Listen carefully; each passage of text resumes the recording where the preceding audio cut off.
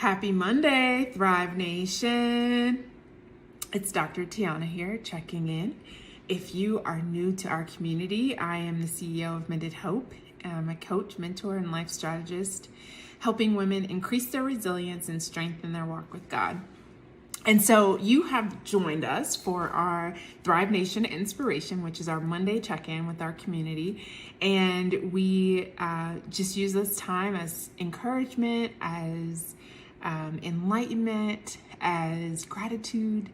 And so today I wanted to hop on and I wanted to talk a little bit about grief. It just makes me take a deep breath because there has been a lot of grief in this season in my life. And so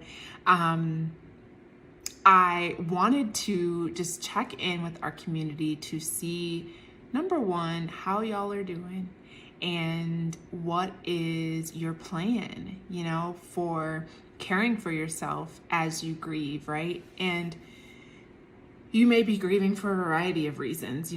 There are unprecedented things happening in our society, in our communities right now, and in our nation. And we are still in the middle of a global pandemic. So there are lots of things to grieve, right? And I first, because I'm a researcher, want to add some context, right? And some definition around grief, right? And so I think it's important that we understand that grief is, something that comes when there is a loss of some sort, right? But I think what we also have to recognize is that the grief does not always have to be traditionally what we think of when we think of grief, of like a person dying or a loss of a relationship or, those big things. I think that the things that really trip us up are those small griefs, such as grieving over lost time or a missed opportunity, or maybe just wishing, I always say this, dreaming in reverse, right? Wishing that things would be different, in your life. And so the other day, actually, one of my good friends and I were texting about this sermon that we watched together. We had watched it separately, but we were texting about it. And the sermon had talked a lot about grief and about how we grieve because we realize that our life has changed without our permission. And we grieve because we can't control the outcomes. And as a social impact researcher, my whole life, my whole career is about tracking and tracing outcomes and helping people quantify impact. So I know very well the value and the confidence and the security that comes when we can anticipate the outcomes, right? And project out with great certainty, right? But the reality is, when it comes to life, you don't have control over the outcomes. And I think, in talking with my girlfriend, she was saying like, oh my gosh, like that point alone, wrecked me. Like it was just so humbling, as I was thinking through it as well, of like, life changes without our permission often. And you may be in a space where that has happened to you and you're trying to reorient yourself and figure out what just happened or what am I going to do next, right? Or you may be out of that experience, but remember it very fondly, right? And so no matter where you fall on the spectrum, the reality is that grief is something that impacts us all. And I think that as a people, we are in a season of grief and mourning. And